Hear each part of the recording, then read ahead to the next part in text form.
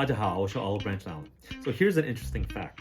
There's actually over 70 years of evidence that can actually show that the strengths of your relationships is what matters the most in life. Let that sink in for a second. Your happiness can actually be summed up by the amount of quality relationships in your life, and the more, the better. And it doesn't only just help your psychological health, it actually helps your physical health as well. In this video, I'm going to share with you some amazing facts that actually show you how the relationship can impact your health and what you can do to strengthen all your relationships so that you can have a happier and stronger community. George Valent, a professor of psychiatry at the Harvard Medical School, states, and I'm paraphrasing, that in 70 years of research, they have actually accumulated enough evidence to show that relationships matter and that they matter more than anything else in this world. And that's because when you have a community of people that we can count on, like spouse, family, friends, colleagues, then we can actually multiply our intellectual, our emotional, and our physical resources. We bounce back from setbacks faster, we accomplish more, and we get a greater sense of purpose.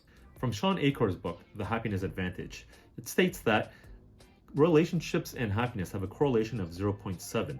Now, to give you some context, 0 means there's absolutely no correlation between the two things. Whereas most psychological studies have shown a 0.3 is a pretty good correlation. But this is a 0.7, which is actually really, really high correlation.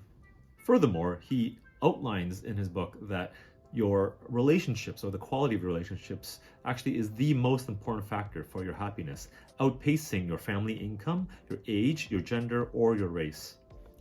How relationships affects your physiology. Okay, so when you do make a positive social connection, whether that might be a good conversation with a friend over coffee, or maybe a good intimate conversation with your spouse, your body actually releases a hormone called oxytocin, and this actually makes you feel good.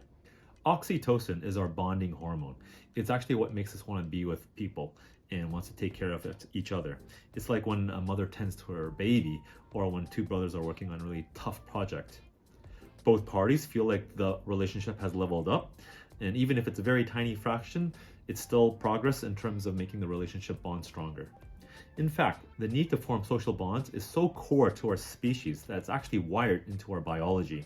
So when you're actually producing oxytocin, it immediately lowers anxiety and actually increases your concentration and focus. Not only that, positive social connections actually improves your cardiovascular system, your brain function, and immune function. And so the more of it that you're making, the better you're functioning. Oxytocin is essential in building and maintaining a strong community. Now, the reverse is also true. A lack of social connections can actually increase your blood pressure as much as 30 points.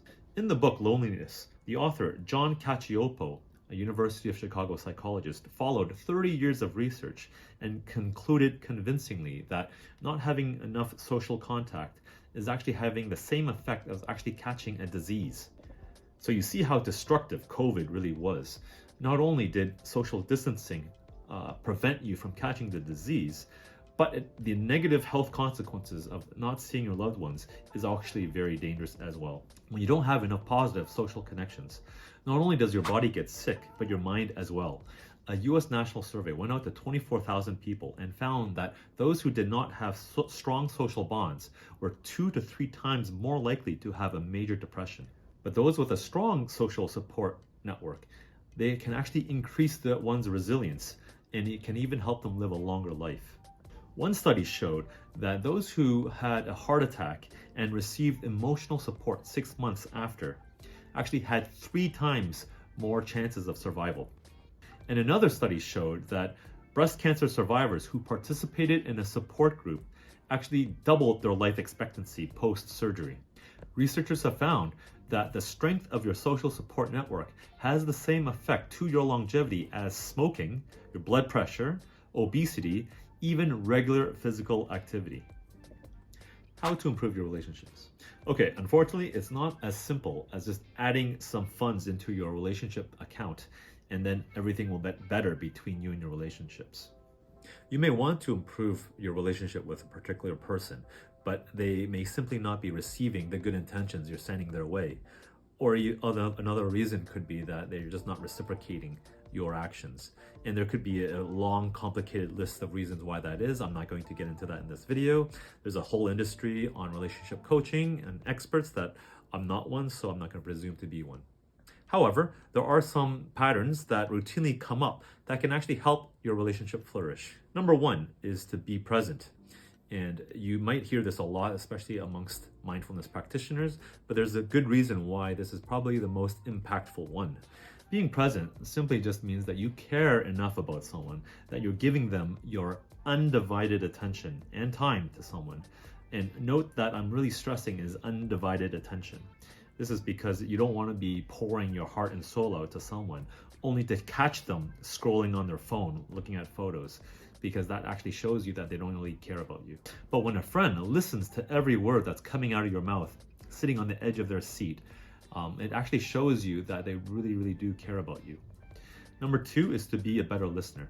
This segues into this point is that when you're being a better listener, you're actually asking clarifying questions. You're actually also doing some gestures just to make them know that you're following along on what they're saying.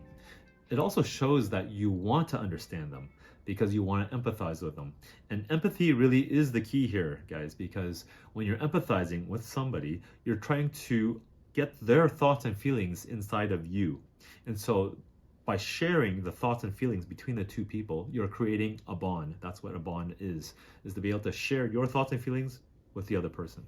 Lastly, showing gratitude is actually a really big uplifter for the receiving party. And it's kind of like a present, except in many ways it's even better because sometimes you receive a present that it's not really your style, or a week passes and you don't really think about that present anymore. But when you tell someone how much you really care about that person's impact to you, or how much they mean to you, then that's like a burst of happiness that you actually get every time you remember that memory, or when that person remembers that memory. So it's actually a reoccurring gift that happens every time. So in fact, it's actually a gift that you're giving that benefits not only them, but also you.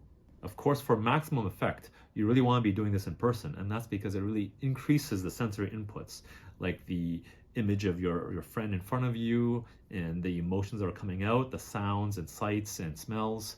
But of course, if that's not always feasible, writing a card or sending a text message also has a really good effect. So that's it. I hope you found that helpful and useful, and that you're keen now to help increase your community's health and longevity, and by working on everybody's happiness. As always, if you have any questions or comments, please leave them down below, and I'll see you next time.